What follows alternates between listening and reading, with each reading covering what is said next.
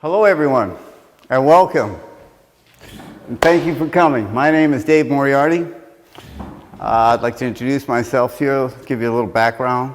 I'm a lifelong resident of Cape Cod, Massachusetts, Falmouth. And I've been involved in fighting the adverse effects of renewable energy for over 25 years. We first started with Cape Wind. Then we went on to, unfortunately, they came to my town, Falmouth. We're still $20 million in debt, by the way. 11 years later, they kicked the can down the road and nobody will talk to us. But the taxpayers and the ratepayers are still paying on that note every day. It accrues interest. So I've had a lot of negative experience with renewables, unfortunately. I'm not against renewables. I'm not against wind, I'm not against solar, I'm not against anything. We're not anti-anything. We're just sensible people, and we like to know where our money's going, and we like to know that we're getting at least something for the subsidies. You know, we've been subsidizing renewables for over 50 years. Over $1 trillion. What do we have to show for that money? What have we got in the last 50 years? All these small towns are bankrupt now because of the Massachusetts wind energy program, the failed Massachusetts wind energy program. So the problem with the renewables is the politicians aren't responsible. They don't care. They get their money up front. They get their campaign contributions from the developers up front. Deval Patrick, he's all down the road. Mary Pat, Mr. Delahunt, you're never going to hear from any of these people again. So there's no consequence to the politician. He just takes the money and does what the corporations tell him to do. And that's why we find ourselves in this pickle. There's no accountability. You know, does anybody know what Block Island is run off of? What kind of fuel they're running Block Island off of? Anybody in the audience? Diesel. Yeah, diesel. Okay, this is after almost $1 billion. They sold a failed project for over $300 million. When they sold the project, the cables didn't work. They were all out of the ground. So who gives them the right to do that? Any other normal company would have been had to get bonded, would have been on the hook, would have had to pay for all this. But guess what? Nobody paid. You people pay. We pay. There's no consequence to any of these people, or any of this money is not even accountable.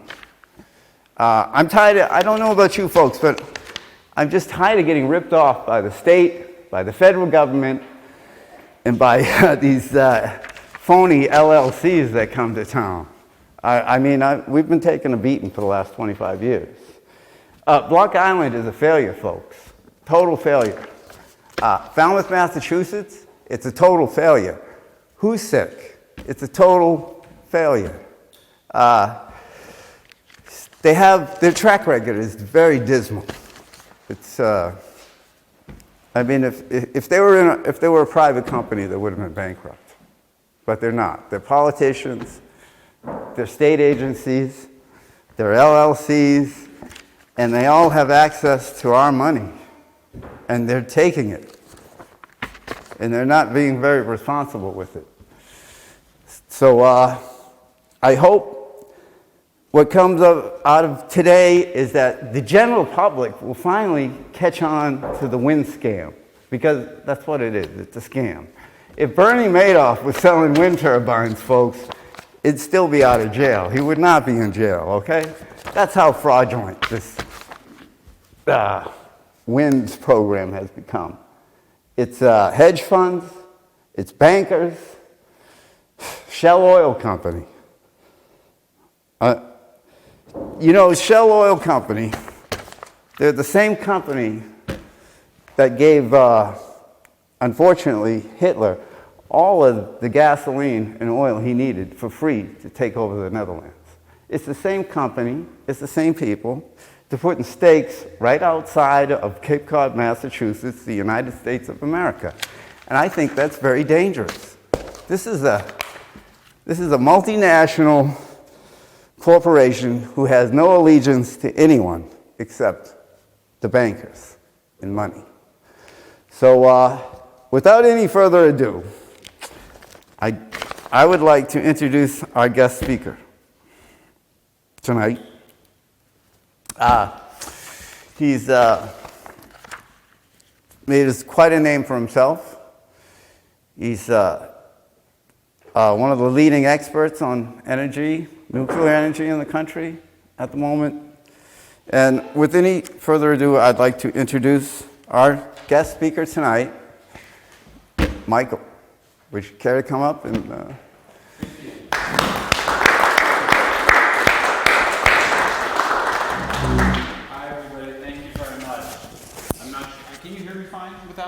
I think for the TV. Camera? Okay. You just All right. flip it on. Yeah. You can, thanks. There you go. You're all set. I'm just going to speak from here if that's okay. And we were going to try to do a presentation, but I'll just show it on here. Is that going to work for folks? Can you guys see my... Here, I'll put it on big screen.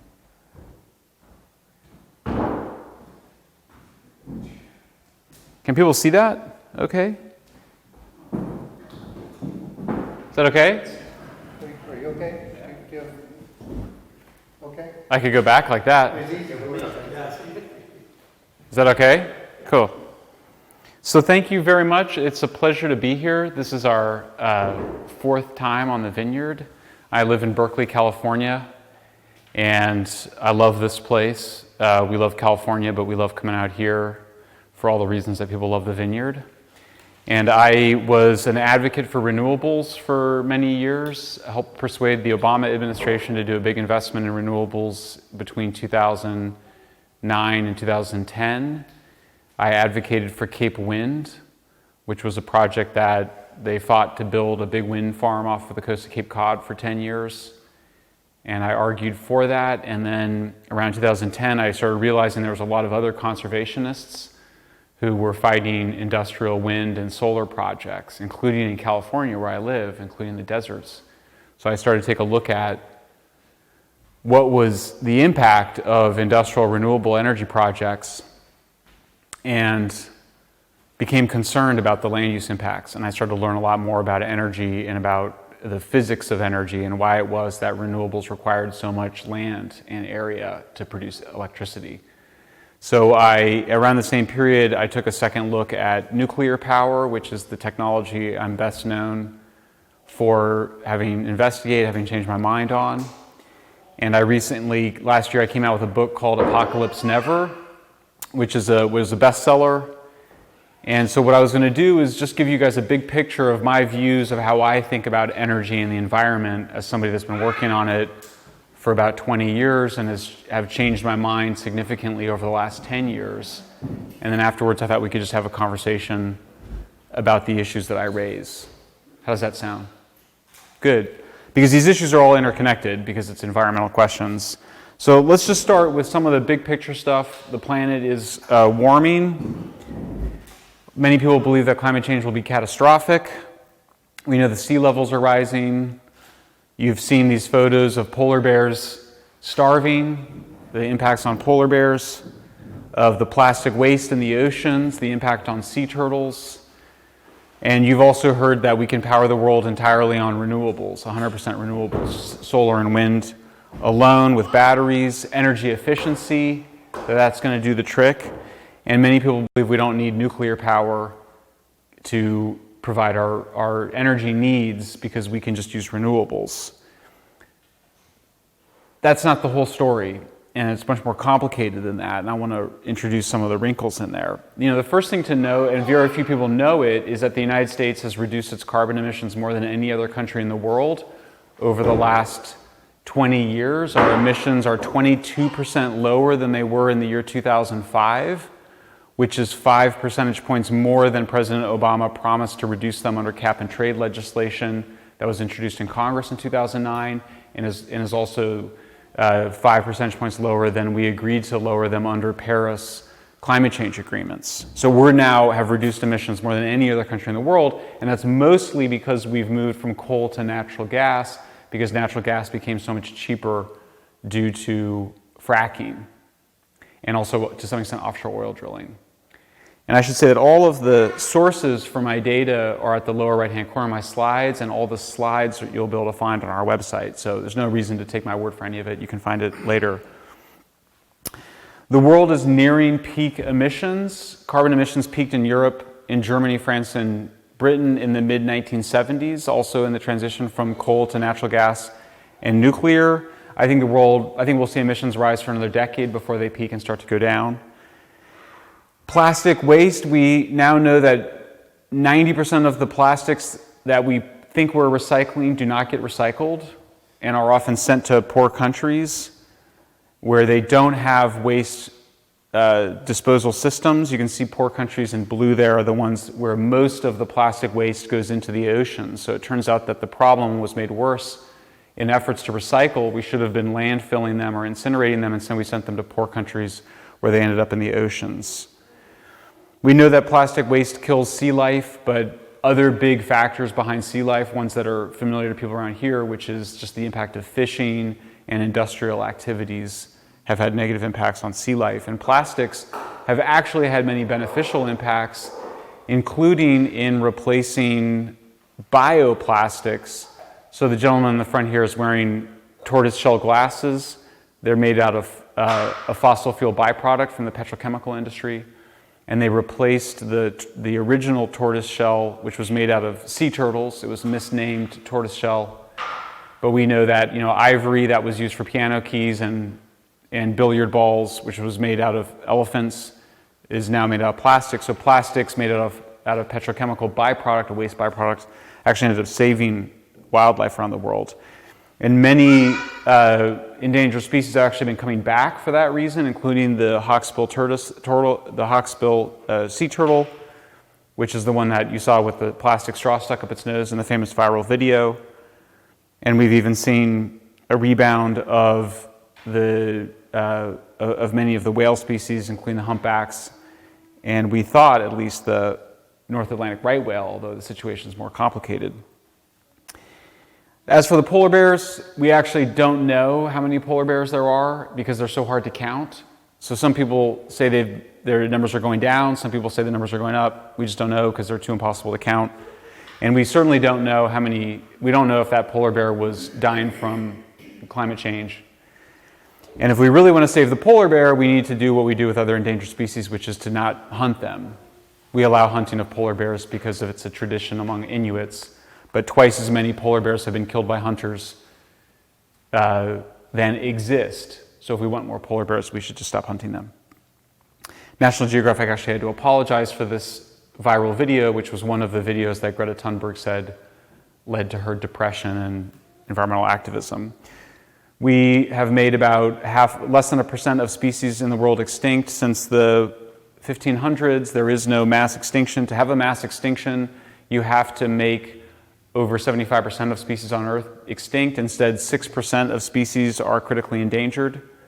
We should worry about endangered species, but the main issue is that we just don't have enough habitat. We're actually pretty good at keeping critically endangered species around, in part because we've saved so much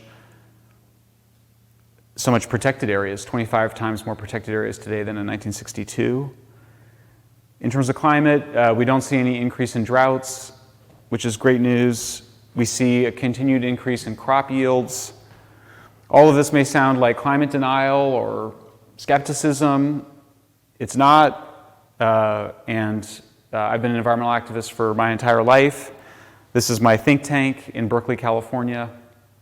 We're independent, have a small group of donors, take no money from any industry or from any of the big environmental groups. I testify to lawmakers around the world. I testified in front of Congress 6 times over the last year and a half, including the Senate.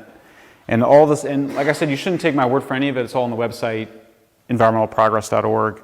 You can find all the slides here. This is my book, came out last year. My own journey into these issues started when I traveled to Latin America in the 80s to work with the Sandinistas in Nicaragua. I was a young socialist, but I saw that life was really hard for poor people, and that the challenge in terms of protecting the environment was how do you lift people out of poverty and protect the natural environment at the same time. And in that score, we've done pretty well. The share of people in extreme poverty has declined from 44% to 10% since 1980. Our life expectancy has risen from 30 years to 70 years. We produce 25% more food than we need.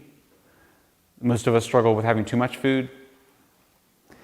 And there is, the best available science says that technological changes, including fertilizer, irrigation, and tractors, will significantly outweigh any impact in higher temperatures.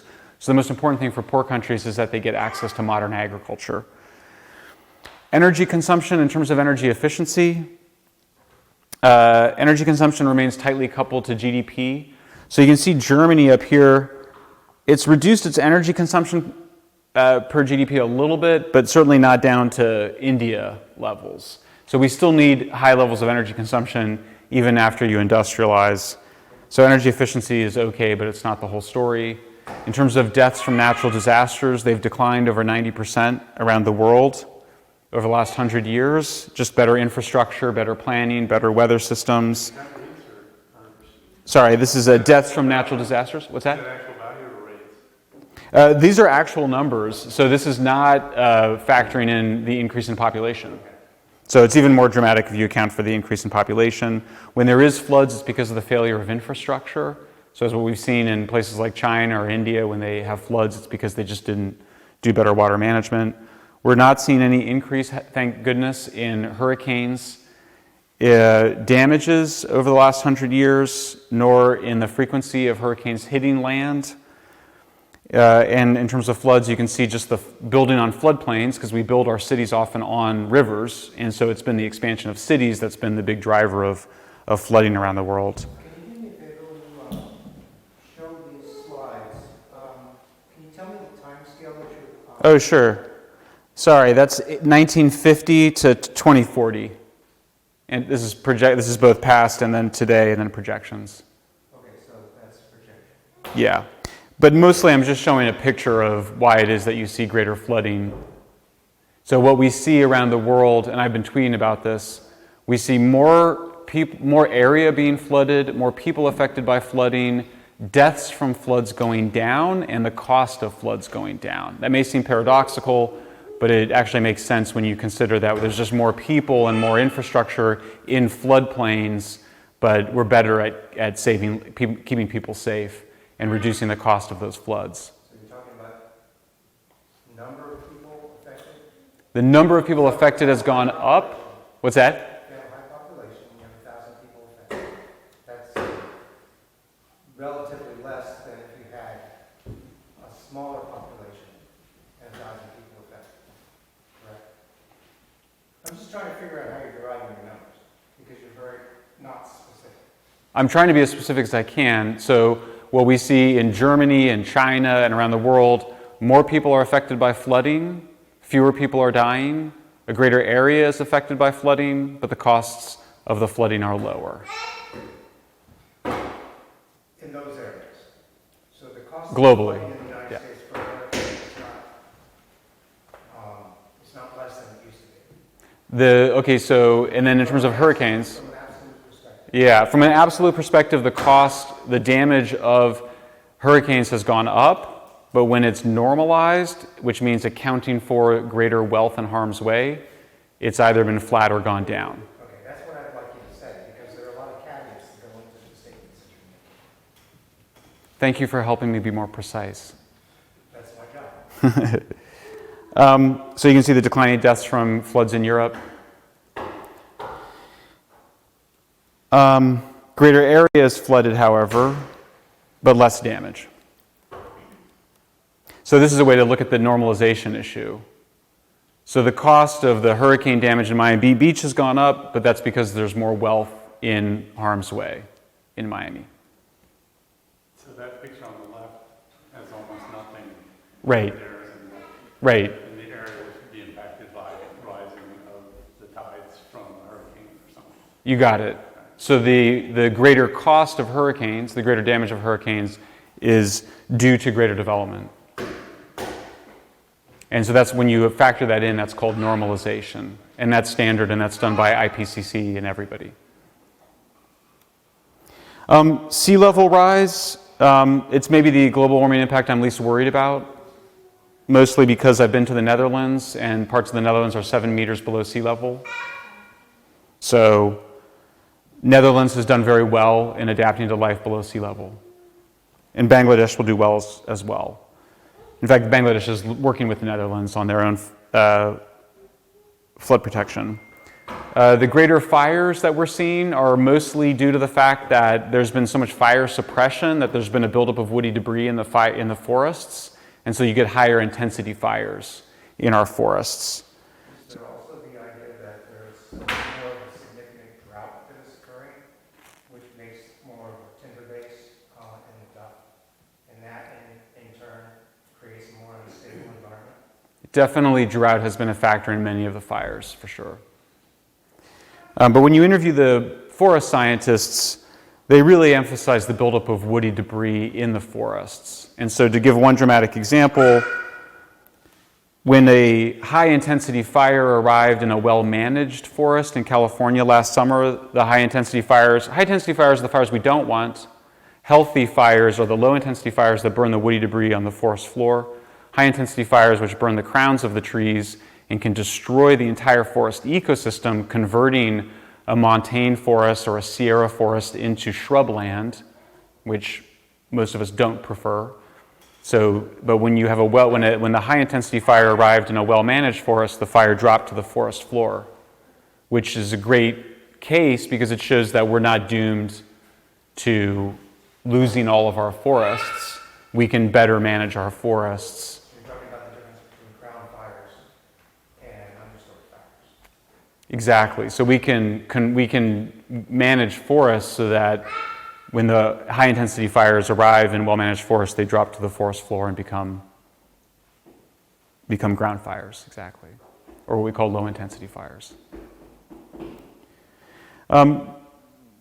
Bill Gates' main advisor on energy and the environment is named Václav Smil. He wrote the best book evaluating different kinds of catastrophic impacts, including wars, diseases, volcanoes, tsunamis, asteroids.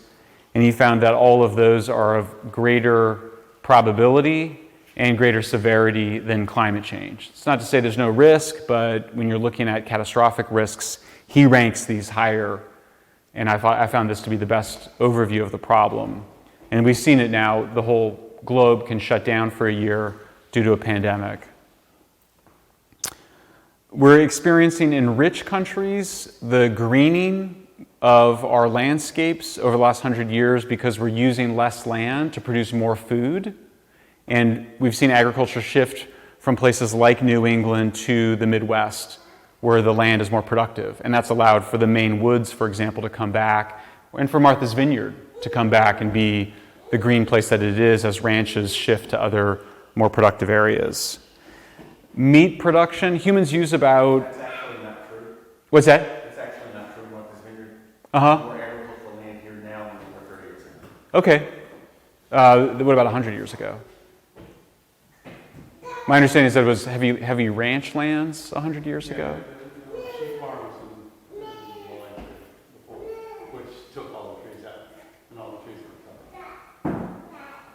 I mean, ranching, this is my next point, was that humans use about half of the ice-free surface of the earth. 95% of that is for food production. Half of that half is for meat production alone, for pasture. So if we're looking to reduce humankind's environmental impact on landscapes, then we want to reduce how much land we use for meat production.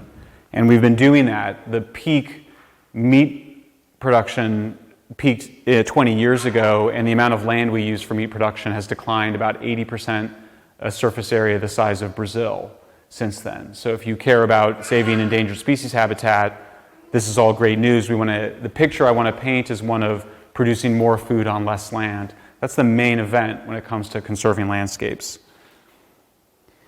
We've reduced air pollution significantly, 99% reductions in lead, 83% carbon monoxide. 91% sulfur dioxide, 60%, mostly through capital turnover, regulatory changes help, but this is about technological change. Moving by cleaner fuels. Driven by regulatory activities. That's where the reductions came. It's a mixture of technological change and Sulfur dioxide is because of the Clean Air Act. Carbon monoxide was also because of the Clean Air Act. actually the sulfur dioxide was also helped by the fact that they connected train lines to get low sulfur coal from the southwest. So there was technological changes as well as a lower cost of scrubbers. You're talking about the low sulfur coal that came out of Montana and Wyoming. Is this Right. global or US? U.S. Yeah. Around here is US? Yeah. So So- the coal wasn't being used because it was, as part of the Clean Air Act, there were caps presented relative to what fossil fuels, the amount of sulfur that could be delivered out of the emissions from the fossil fuel burning facilities. So that in itself, which was the regulation, that's what drove going to low sulfur coal and the use of that, which also drove everyone to using natural gas, because then they could meet the emission limits. Part of it. I mean, there's also the cost of the scrubbers came down, and they did connect the rail lines that made the availability of low sulfur coal available. And in terms of the fracking revolution, that was mostly tech driven. It was driven by the fracking revolution, which was pushed by DOE since the early 70s. And we, like I said, we had cap and trade legislation in 2009 that aimed at 17% below 2005 levels, and we hit 22%. If you didn't have the regulatory arm putting pressure on. I'm not arguing against regulations. I'm just saying there's an important role for technology. Yeah. Yeah, I'd like to request we allow the speaker to get through his speech and then take this kind of thing up with Q&A. Okay. When you look at the share of electricity that nations and states get from low or zero carbon energy sources, it's overwhelmingly nuclear. So Sweden, France, Switzerland, Belgium, the largest share of their low carbon electricity comes from nuclear. You can just compare France and Germany. This is a useful comparison because these are two very similar countries in terms of GDP, geography. France gets more than twice as much of its electricity from zero carbon sources as Germany. Even though we hear more about Germany and its effort to transition towards renewables, people worry about nuclear, but nuclear's overall risk is very low. You can see nuclear, according to the best available science, is the safest way to make reliable electricity. It's the most recent study in Lancet. I can go more into nuclear, but let's just skip ahead a bit. Here's one important one. If you care about climate change, France produces electricity with 10% the carbon emissions as Germany. And it does so at about half of the price. So if we're worried about climate change, nuclear is a really good option. You can see German electricity prices went up 50% as they made the transition. Now Germany electricity prices are the most expensive in Europe. Number 2 is Denmark, which is the wind energy capital of Europe. So if you want to make electricity expensive, wind is a really good way to do that. California, we've seen a big experiment, a big effort to invest in renewables and shut down nuclear power plants. Our electricity prices went up 7 times more than they did in the rest of the United States over the last decade. People will talk about batteries a lot, but just to get 4 hours of the grid backed up by batteries would cost over $750 billion. Even advocates of 100% renewables aren't advocating for batteries as the solution. We experienced blackouts in California because we shut down so many of our nuclear plants and natural gas plants and attempted to rely so heavily on unreliable wind and solar. So the picture I want to paint is one of a transition from matter-dense fuels towards hydrogen-dense fuels or energy-dense fuels, from wood to coal to petroleum to natural gas to uranium. So just think about coal, it depends on the coal, but it's about 1 carbon atom for 1 hydrogen atom. When you go from coal to natural gas, your emissions drop by about half per unit of energy. And that's in part because you're going from that 1C to 1H in the coal to CH4, 4 hydrogen atoms to 1 coal atom. It's a picture of moving towards more hydrogen-intense economy. The thinking on this was all developed by an island native named Jesse Ossibel, who's a character in my book, who works at Woods Hole and pioneered this thinking of a hydrogen economy in the 1970s. We now see, so what you get with higher energy densities, since this amount of uranium can provide me with all the energy I need for my entire life, very energy dense source of energy, very power dense. And so the higher the power densities, the lower the material intensities. So solar and wind tend to require around 15 or 17 times more steel and concrete than do nuclear or natural gas plants. You just need a lot more material throughput for renewables than you do for nuclear or natural gas. As a result, you also get significantly higher quantities of waste from solar panels than you do from nuclear, for example, about 300 times more waste, and all of it's hazardous, classified as hazardous by governments around the world, because as soon as solar panels are taken down, they become hazardous waste. A new study that was published in the Harvard Business Review found that once you factor in the cost of disposing of solar waste, the cost of electricity from solar is 4 times higher than they had anticipated. So there's significant externalities to renewables that nobody had accounted for. People worry about the nuclear waste. As an environmentalist, it's the quality of nuclear that I like the most. This is all of the waste from the Swiss nuclear program. It's stored on a basketball court. Never hurts anybody, never should hurt anybody, unless somebody knocked over a canister and it fell on somebody. You can't make a bomb out of it. It can't explode unless you were to ship the used material to France, reprocess it for several months, and then turn it into plutonium. There's an intuitive sense that solar and wind are energy dilute and require a lot of land. So you saw in the most recent sequel to Blade Runner, in this opening dystopian picture of California, he's flying over the California desert and it's covered with solar panels. It was based on an actual solar farm called Ivanpah, which on average they require about 300 times more land than nuclear or natural gas plants. They had to pull desert tortoises out of their burrows, most of which died, endangered desert species. And we now know that the solar panels only became cheap because they were made with forced Muslim labor in China, as well as very cheap coal and significant Chinese subsidies. Something that the Biden administration recently put sanctions on the Chinese government. So we're going to see a big disruption to the solar industry. We're now getting a big push for this offshore wind off the coast of the East Coast, not just here, but also off of New Jersey. You can see these pictures of energy density start to emerge. The British government published this. Basically, it's easy to do. You go into Google Maps and you can draw a line around a power plant to figure out how big it is, and then you divide it by the amount of electricity it produces to get the power density, which is how much electricity per unit of land it produces. And you always get about the same amount, somewhere between 200 and 400. Princeton University finally just covered it. The New York Times finally wrote about it. So you need 100 of these wind turbines to equal the electricity from your average size nuclear power plant. You go around the world, the same thing. Netherlands, you need an area 570 times larger for wind turbines than for nuclear. These are the offshore turbines as well, which are the model for what they want to do off the Vineyard. Similarly, in California, 400 times more land is required for wind than for nuclear. We see the value of wind and solar go down the more of it you add to the grid. That may seem strange, but it makes sense when you think about it. The problem with wind is that it produces not enough energy when you need it, but too much energy when you don't need it. And so if you add more wind, you're producing electricity during the same times of the day because it's dependent on the weather. And so the value of solar declines by 40% when it reaches 30% of your electricity. The value of solar declines by 50% when it reaches 30%. These were forecasted by the German analysts and have now been confirmed in California. So we're seeing in real time. So we now have to pay Arizona to take our solar electricity. So it's creating gluts. It both creates shortages and gluts. So you have to pay states to take it, or you have to curtail the solar farms.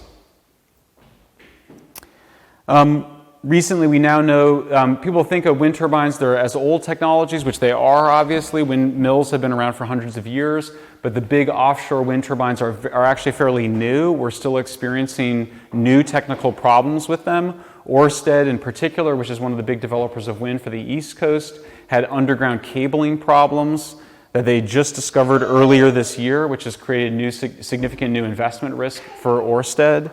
We just don't know what the impact long-term of these wind farms, or these wind turbines are on their landscapes. And you can see Ørsted has had to keep shifting where the wind turbines would be built in the New Jersey project.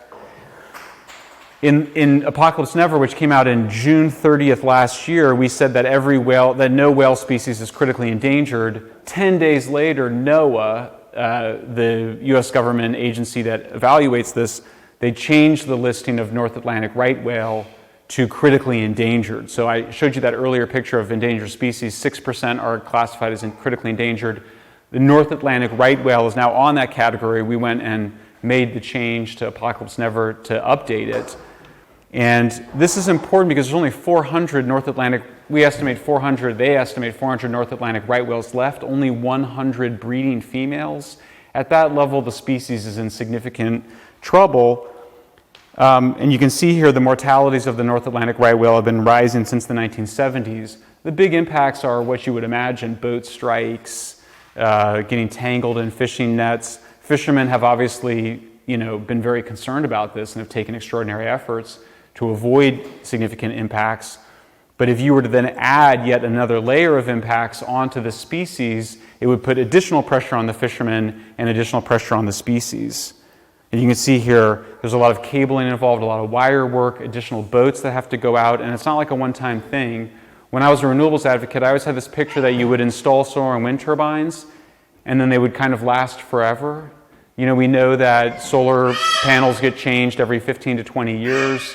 We don't know how long these offshore wind turbines are going to last. It could be a much shorter period than we thought. A lot of cabling, a lot of activity. You can see here, you guys know these maps better than I do, but it's just a lot of activity where the North Atlantic right whale moves and where it travels into its habitat. So any additional significant impact is something to be concerned about. I personally, as soon as I saw this, I thought this is not really a project that's going to go through. This species is just too important to the area. It's too decisive. People care too much about whales to allow the North Atlantic right whale to be significantly impacted. 17 died, for example, in a single year. It was a bad year, 2017. 17 died. Most years you don't have those numbers, but a bad year could certainly, really put this whole species in jeopardy. I discovered a letter that was published and signed by the scientists at Natural Resources Defense Council, National Wildlife Federation, and Audubon Society in the fall of last year, and I was struck by how strong the language was. The best available scientific information shows that the North Atlantic right whale population cannot withstand any additional stressors. This is very strong language. Any potential interruption of foraging behavior may lead to population-level effects and is of critical concern. This is a letter that was signed by the scientists inside these organizations. And I have experience working with these scientists. They're often very frustrated and often in an antagonistic relationship with the executive directors of their organizations and their board members who want to be seen building renewable energy projects. So if I were working on this project, and again, I live in California, so I'm just here as an outside observer, really. I love to come here, but this is up to you guys. This is what I would focus on. I would try to talk to these scientists and figure out what is going on in their organizations that they would sign off on these projects when their own scientists say that you can't add additional stressors. And if you're fisher folk, and you've been working, I was told, I haven't confirmed it, that many fishermen actually have divers on their boats whose job it is to untangle whales and other sea life if they get caught in netting. If I were fisher folk, that is under a lot of pressure to have no impact on these whale species, I would be very concerned that somebody else is going to add additional stressors and it's going to put more pressure on you guys or on the fisher folk to have no interference. The Ørsted spokesperson, and again, this is about the New Jersey project, said, because I think a lot of people thought this was a done deal. Like you read the New York Times and you would think, well, this project's done. I mean, everybody that reads the New York Times is in favor of this project. The Biden administration is in favor of it. But the Ørsted folks don't say that. They say it's not a done deal. They've had to spread a lot of money around. Audubon's main person on this went to work for the governor of New Jersey, and then she went to go work for Ørsted.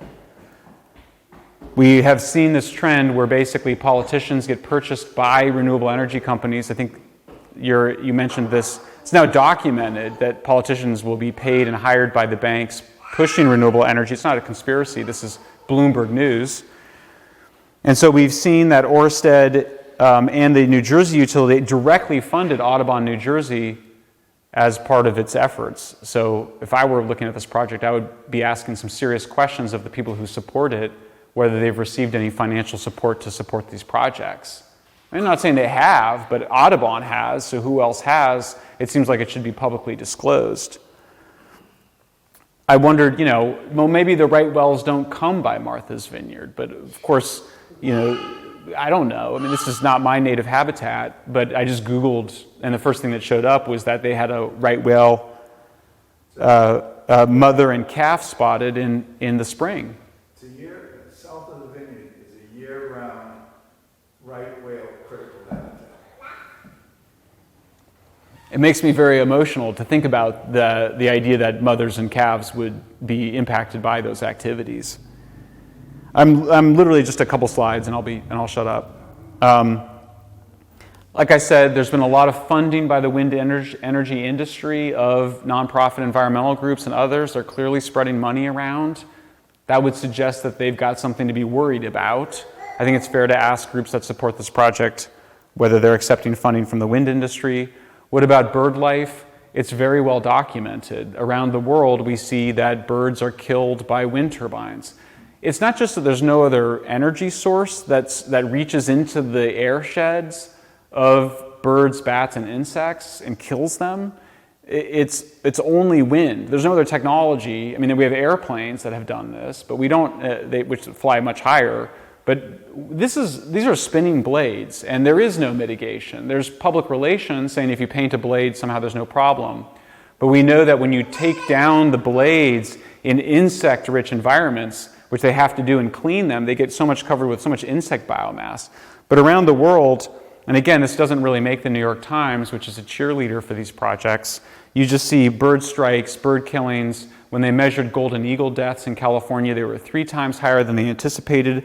It's very hard to count bird deaths because nature consumes itself. The birds get killed, they fall to the ground, and scavengers eat them right away. Well, how would you count these birds if they get killed offshore? They're going to fall into the water and sink to the bottom like right away. I mean, what is the possible monitoring? What is the possible baseline for this on monitoring of these impacts? I don't see how you would do it. So we see that around the world. We now also know, and again, this is Bloomberg, which is a company that is owned by a major wind energy investor, Michael Bloomberg, describing that the wind turbine blades are simply not recyclable. They are put in, this is, by the way, that's a little tractor with a guy on there. These are just a few wind turbine blades. The material throughput is very high because the power densities are so low, because wind and sunlight are such energy dilute fuels, so to speak, energy flows.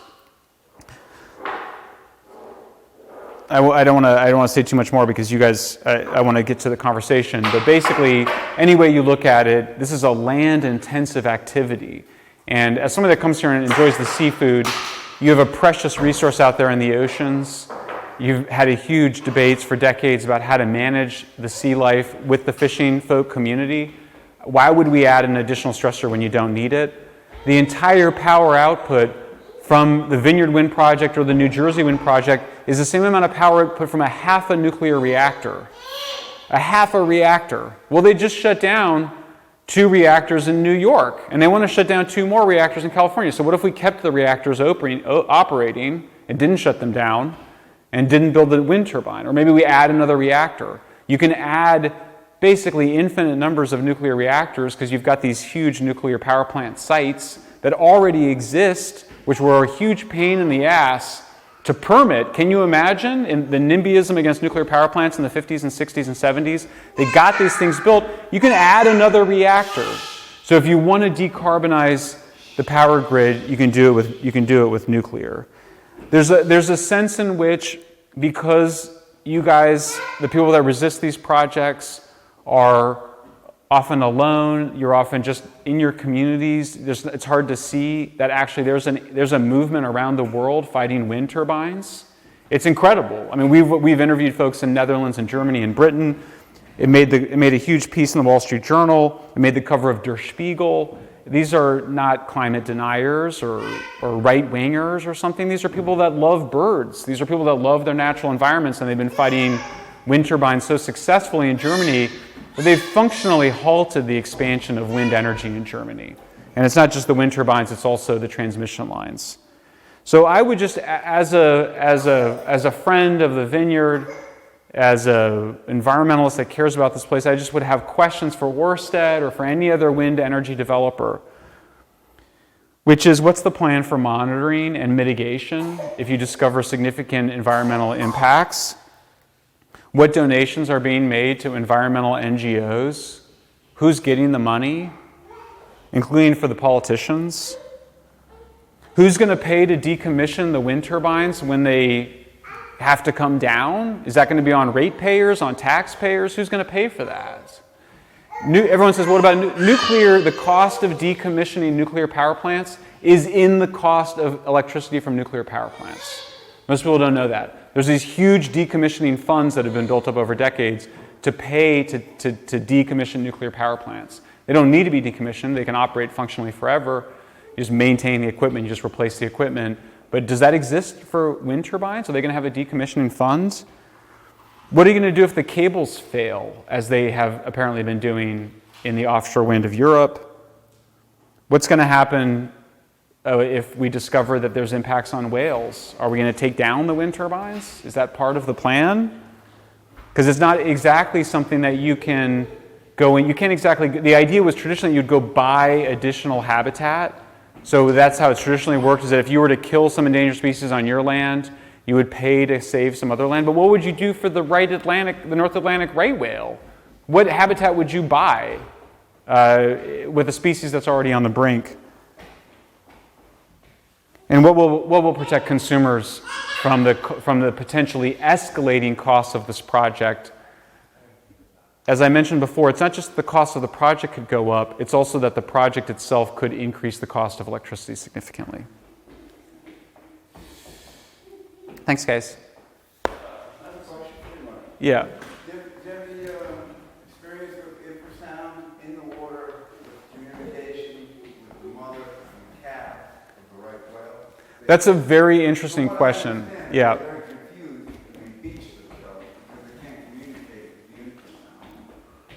I'm not, unfortunately, an expert on that, and I've only started looking at that. However, I will say that you have one of the world's experts on oceans and sound here in the Vineyard. His name is Jesse Ossable. He works at Woods Hole. I just had ice cream with him 2 nights ago. He lives in Oak Bluffs. He's right there. He loves visitors. And they just did an experiment of what happened in the first 6 weeks of COVID when the shipping traffic radically reduced itself because of COVID, and they could discover this. They have hydrophones, microphones in the ocean. And so he would be able to tell you everything you need to know. And if you would like to follow up with me afterwards, I'd be happy to put you in contact. My email, by the way, is just michaelshellenberger@gmail.com. And let me also say, I'm not a leader of any of this movement. I'm friends with the leaders, but I love the Vineyard, and I was here, and I thought, if you wanted, I could come in and give a talk. That's all. Yeah. Sorry. I was going to say, you seem to have gone through quite a transformation of your own perspective over the last 10 or 12 years. And if I heard your presentation correctly, you've come to the conclusion that even though you're still an environmentalist, that the costs of what's being proposed, we don't have a good sense of it on the full cost, the full life cycle cost of everything that's being proposed. We have a misperception about the economics of what's being proposed. And secondly, that the environmental balance sheet is not nearly as positive as people have been presenting. Do I understand that as being your sort of the transformation that you've gone through over a period of time? Yeah, and I should say I'm happy, like a lot of people, particularly people that are middle class or upper middle class, to spend more money for environmental amenities. It's why I vacation here and spend a small fortune to rent a house, because we love just being in the natural environment. So for me, there's nothing wrong with spending more money for something that delivers environmental benefits. But in this case, you're spending more money on something that delivers significant environmental harm. So the picture that for me changed, and I was influenced heavily by Jesse Ausable, again, here at Woods Hole, here at Rockefeller University, the picture is one, what you want is to use less natural resource, obviously, including land, but also materials. And that means that you need higher power densities. And that goes both for energy production, the fuels of the energy production. So I mentioned like that amount of uranium is enough to provide me with all the power I need for my entire life. And as opposed to wind and sunlight are so dilute. So what you want is high power densities, high energy densities in your fuels, in your power plants, in your farms, in your factories, because then you get lower material throughput, meaning less mining, less land use, and less waste.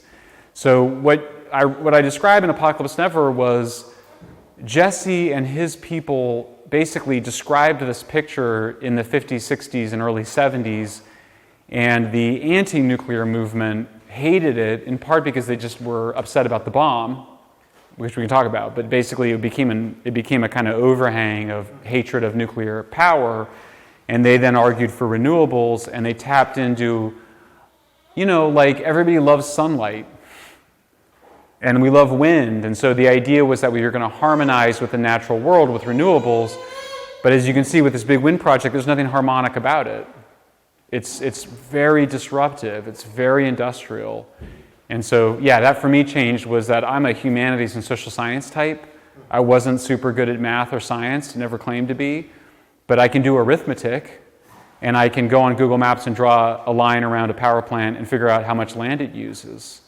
And I can understand that power density explains at a physical level why it is that renewables have such a large environmental impact and why nuclear power plants have such a small one. Yeah? I'm a manager in the fishing industry, and I can give you some first-hand data on the 5 turbines in Block Island.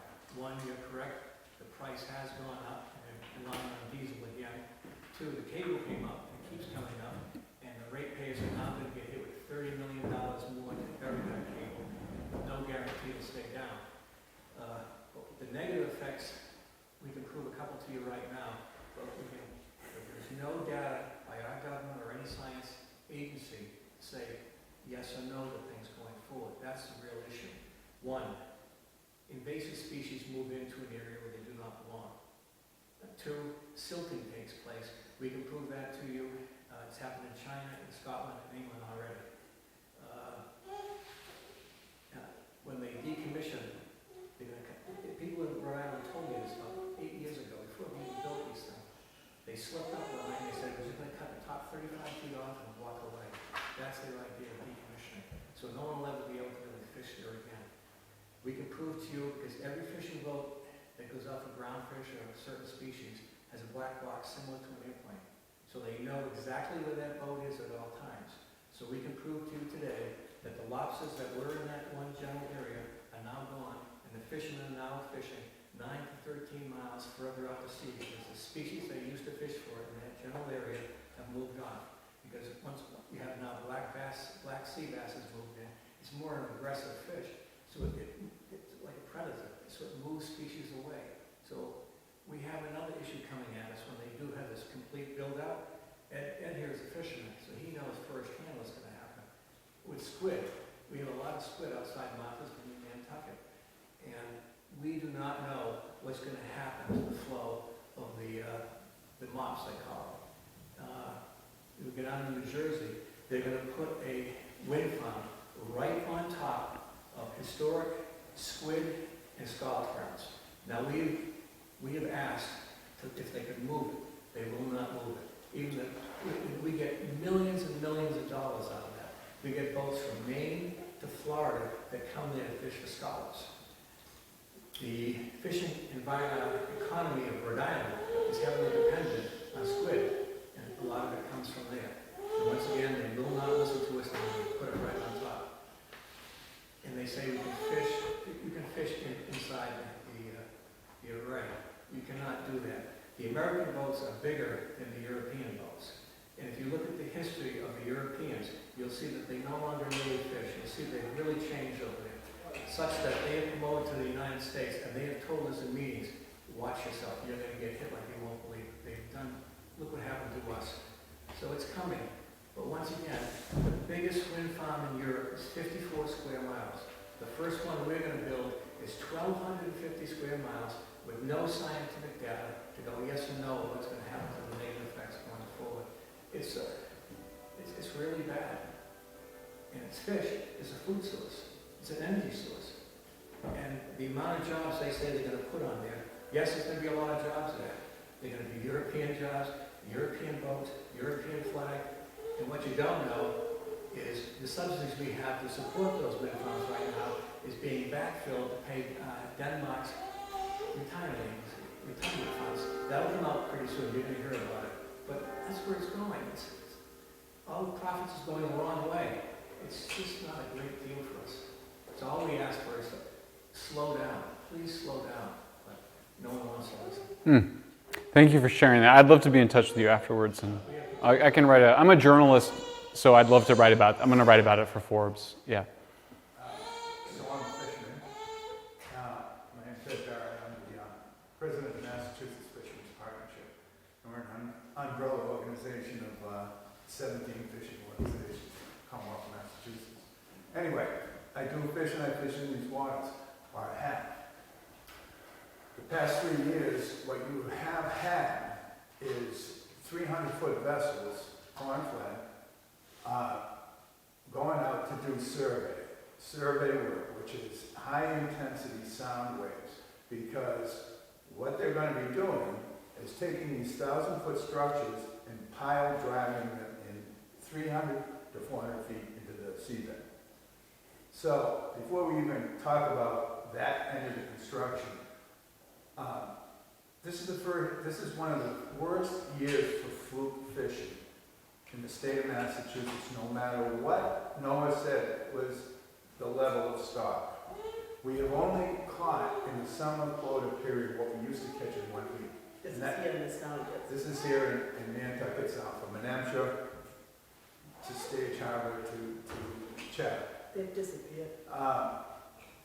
So we're already seeing effects from these projects, and that's just from the survey work. Once they start pile driving, again, we have a critical, it's a year-round right whale critical habitat area. 1,000-foot structures, pile drive, over 1,500 square miles. That's. Now the problem is that there are the four main laws that drive marine management: Sustainable Fisheries Act, Marine Mammal Act, Endangered Species Act. I'm sorry, it's right here. The fishing industry is, there's an adverse effect. It is the fishing industry that has to make up for that effect. That's the way the laws are written. There's nothing to say, for instance, if offshore wind creates an adverse effect, there's nothing to say offshore wind has to mitigate that effect. Stormy Mayo, who is the director of Center of Coastal Studies. Center of Coastal Studies, his son is the spokesperson For Vineyard. for Vineyard Wind. Nathan Mayo, you can look him up. So, He lectures us sometimes. I mean, I could go on. We've been fighting this, Dave. I don't know. Maybe you remember me from the old days. Brian Rothschild, who founded SMAST, the University of Massachusetts Science Marine graduate program. He said, you just don't know what that kind of level of development is going to do to that whole coastal plain that exists, and how it will change the bottom, how it will change currents, how it will change larvae distribution, how it will change. They don't know this. This is not known. They can't even do flyover surveys because the turbines are so high. They will not. And there's fog a lot of times as well, but they have to fly over so high that they can't see them. They can't see They them. will not be able see to do They will not be able to do flyover for whale survey, because they have to fly at a certain altitude, and that won't be in that wind farm area. That won't be. They won't be able to do stock assessments. NOAA has come out National Marine Fisheries Service has come out and said we will not be taking the bigelow into the, so that they will not be able to do stock assessments In that area. in the wind farm areas anymore. They have said it's going to be too dangerous for their vessels. So you're going to have a lack of science. You're not going to have monitoring. How are you going to monitor? And besides, and here's, if you're not starting out with a correct baseline, if you're not really knowledge of the correct baseline, and then 10 years later you figure out, well, gee, that actually did hurt, then what do you do? If It's too late then. it's too late. So I would love to follow up with both of you gentlemen afterwards and do a Zoom interview, and I'll put it up on social media, because I think this is an important story that nobody knows about. you know, we've gone to a lot of public meetings, we've given a lot of public comment to BOEM. And again, politicians, Look at what you're they up see against. money. And, you know, and here it comes down to, you know, when they talk about jobs, if you took what they're going to take in subsidies and put it into the fishing industry, you would have those jobs. You would have that kind, you would have state-of-the-art fishing vessels, you'd have state-of-the-art marine science, you would have state-of-the-art, you would have an extremely sustainable fish population. But that's what they're doing. They're just taking money and putting it over here, ignoring that and saying, this is going to create jobs. Well, it's going to create, yeah, but the cost. Right. There's a cost. Just a quick note back to the right whale. When the pile driving is going on, the noise and the frequency is so intense that the whale's brains actually explode in their skull if they get too close to the pile driving. And I asked them if they would consider shutting the project down while the right whales were migrating with their calves, and they said absolutely no way. So they don't give a damn about the right whales. They don't care. So they made that perfectly clear. The ruling from BOEM, what has been agreed to the wind companies is that if they don't see a right whale for 1 hour, they will stop. If they see a right whale, they'll stop for 1 hour. And they'll wait until they don't see a right whale for 1 hour. It's bonkers. So Well, I'm curious what why are the rest of you here? I'm here because I love the Vineyard. I've read your book, and what was really interesting to me, and I have a few questions for you, but this meeting right now is really just underscored what you said, is that for so long there's been a single factor global warming thing all about carbon, and right now you can see there's so many facets to what's going on. And to me, it's staggering, all of the effects. And you're saying it's 1,250 square miles? This one? The whole Atlantic coast, the vision for the Atlantic coast. yeah, you're basically going to go all the way to North Carolina is up for lease. Is up for lease right now, and you know, eventually Gulf of Maine, which what they're considering Gulf of Maine is from east of Nantucket, you know, it is now being, it hasn't been put out for lease by BOEM yet, but all the governor, Maine's governor, New Hampshire's governor, Massachusetts governor, has all come out in favor of this. So the question I came, really seems almost inconsequential at this point, but it seems to me that supposedly one of the things that's causing global warming most is the warming of the ocean. And to me, if you're, especially in shallow water, if you're slowing wind down, which is a significant cooling agent of the water, is there a significant impact on sea temperature rise because of that? Yeah, there is estimates by a Harvard professor named David Keat of the potential impact of large-scale wind energy use in terms of causing global warming because of the fact that you just described, which is converting wind into electricity reduces the amount of wind, which reduces the cooling of the planet. So there is some of that. And then there's both regional and global temperature impacts. So yeah, of course it is. You can't, everything is connected. But to the point of your book, all of these factors are probably the succeed in fighting such a wind farm rather than just going after, you're defeating the purpose of, fighting global warming when you're warming the seas by doing what you're doing. Oh yeah, if you guys are gonna win on this, it's because the fishermen and the people that love whales are gonna work together. That's how you're gonna win. And then also to work with other folks. You should work with the people in New Jersey and there's other people that, if you get organized around with the fishermen and whale lovers, then you'll defeat these projects. I don't think there's any doubt about that. So, to answer your question, there's been a total media blackout when it comes to anything negative that has to do with renewables in New England. They won't print it in their papers. They won't cover it on the television stations or the radio stations. Total media blackout. We know Here's that. other folks. John, you had a lot to say. Why are you here? A couple things. I live over on Chappie, and my background is I'm a retired United States EPA scientist, federal investigator. Done a lot of different things over a 40-year career. And I wanted to understand a little bit more about how things are viewed relative to the way society interacts with government and vice versa, especially when it pertains to how corporate gets into the issue. One of the things that I did want to say here is that from my perspective, and I say this from a humble perspective, please, that if we are diverse in terms of the things that we use from a primary resource, which is energy.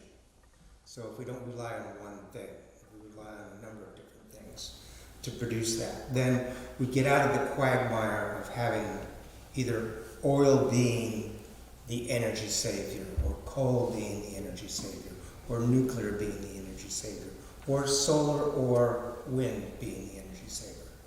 If we diversify what we use and we allow technology to move forward and produce things that can be used for all of us, then I think we'll be better off. The other piece of this is that when we put our eggs in one basket, and I think we all know this, if we put all our eggs in one basket, we really run the risk of having a big problem. We saw that with Texas, in terms of their eggs being in one regulatory, non-regulatory corporate basket, and the problems that ensued because of that. Because, let's face it, there are going to be a lot of surprises over the next 10, 20, 30 years. And those surprises by definition are not things that we know about. But if we build an infrastructure that is flexible, diverse, and has the ability to kind of give and take when things happen badly, then I think that we're going to be better off. And I listen to you with regret because fishing is part of the soul of New England, and it's what has provided us with who we are. And I've watched over my 70 years the fishing industry pretty much be destroyed for a variety of different reasons. Going back to the Russian fleets that were offshore, to a lot of very cavalier kind of methods of doing fishing, to the more, right now, to what might be considered a regulatory hand relative to managing the fishery industry. We want this fishing industry here in New England to last for not just decades, but for centuries. I mean, that's the legacy of what we've got. And so we have to kind of outthink where we are and maybe try and move forward to getting what we need. Yeah, thank you. Thank you for that. How about you? You're a young man and you're scribbling away. Why are you here? Just here to listen. I live here. Curious to see what other people have to say. What's your reaction to what you've heard? I really don't know if that's our. Yeah. How about you? I think the word media blackout was good. You do hear one side, and just being on here and reading some of the stuff I saw this morning is you get a different, a more local perspective on it from outside the Philadelphia area. So I took this opportunity to hear what the locals are talking about and to learn more about the subject, the people that are truly immediately impacted by something like this. It's very good. Yeah, what we always hear is it's coming, it's just everybody better get ready, but there's a lot of costs. It's coming. It's going to cost us. How about you? I've been involved in energy, one way or another, different parts of energy business for 30 years and more. None of the things you said in your presentation are a surprise. They're well-known, facts. We've been studying this. It's a big topic, and so I was interested because I wanted to hear your kind of. But it's hard for people to understand. The message isn't getting out, and it's hard to process. And so I was very interested in how did you go through the transformation that you went through, okay? And I was very interested to hear how other people would process the same information. So that's where I'm. How about you, ma'am? I'm just doing a listen. I have a question for you. You're mainly nuclear. That's your No. specialty? No? No, I mean, that's what I'm best known for because it's the most controversial technology, but What is the status of nuclear development now? I mean, we've decommissioned the one up in Plymouth. yeah. And I think one of the reasons it was disabled because it was getting old and didn't really trust it. Are they making anything new in the form of nuclear power plants? I mean, the short answer is that nuclear is in trouble in the United States. Nuclear plants are shutting down that should continue to operate for decades longer. They're being shut down by people that say they care about climate change, and they're being replaced by natural gas and a smidgen of renewables. I've got a new book I'm working on about nuclear. For me, the main issue is the fact that it's related to weapons, to really dangerous, powerful weapons, and that there's still people that really believe that we can get rid of them, and that they don't understand that it comes right out of the science of physics, and that until we evolve our consciousness to understand that we'll never be comfortable with nuclear energy. So I'm a heretic among heretics in that I don't think that any of the fancy new advanced futuristic designs are going to pan out in our lifetimes. And that's why I spend time making the case for the plants that we have, because I think that they're fine and that they're just very badly misunderstood. Yeah, the young man behind you hadn't spoken. Oh, that's all good. Yeah, I'm the organist here, so I was teaching in the other room. I said, stick around. No, it's fascinating hearing what your talk and just kind of the grasping. I'm pretty open-minded in hearing kind of the unintended consequences of a lot of these plans. It's really fascinating, especially the fishing perspective and with whales. I didn't know much about that. So I had two questions because Texas was mentioned. So I was curious what your perspective on the Texas blackout was, an explanation, and the other question is, paint me a nightmare scenario. If we're going down a road, like what's your biggest, what keeps you up at night in terms of what could happen over the next? Because I'm 28, very curious what the next 40 years of my life will be. Okay. So. Well, Texas, I testified in front of the Senate about the blackouts in Texas, a lot of misinformation about those blackouts. The different energy technologies performed about like you would imagine they would. The nuclear plant operated at 75% of its capacity. It should have operated at 100%, but one of the reactors was automatically shut down when cold water triggered a sensor. And according to the very strict regulations that we have on nuclear plants, it automatically turned off the reactor. We should just change the regulation. They could have been operating at 100%, and many people, their lives would have been saved. The natural gas plants could have kept operating, but they weren't weatherized because the regulators in Texas failed to require the investments that be made and the subsidies that would be required to weatherize or winterize the gas plants. And wind performed as terribly as you would expect. Turns out there wasn't a lot of wind during the really cold snap, just like there wasn't a lot of wind during the heat spell in California. So wind is as unreliable as they imagined.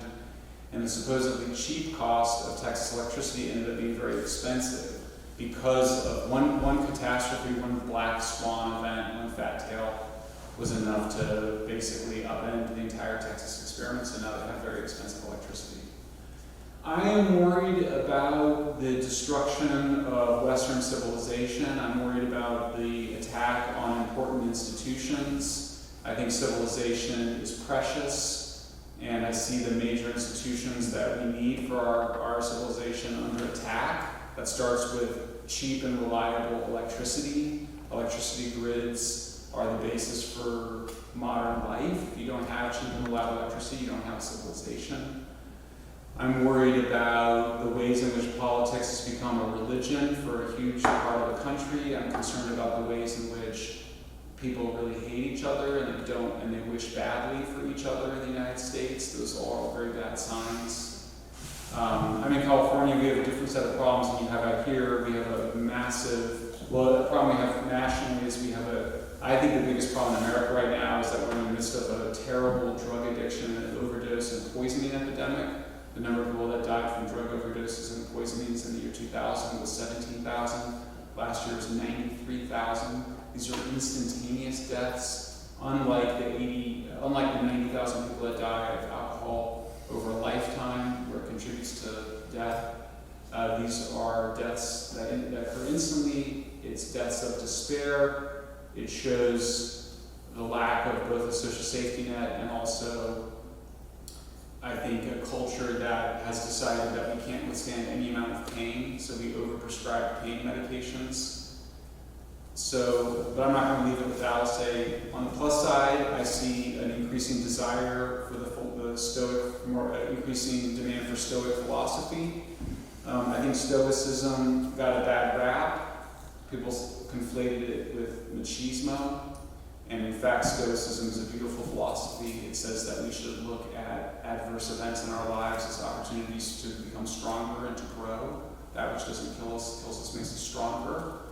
It's a chance to say the Serenity Prayer, which is one of the most profound sentences in the human language.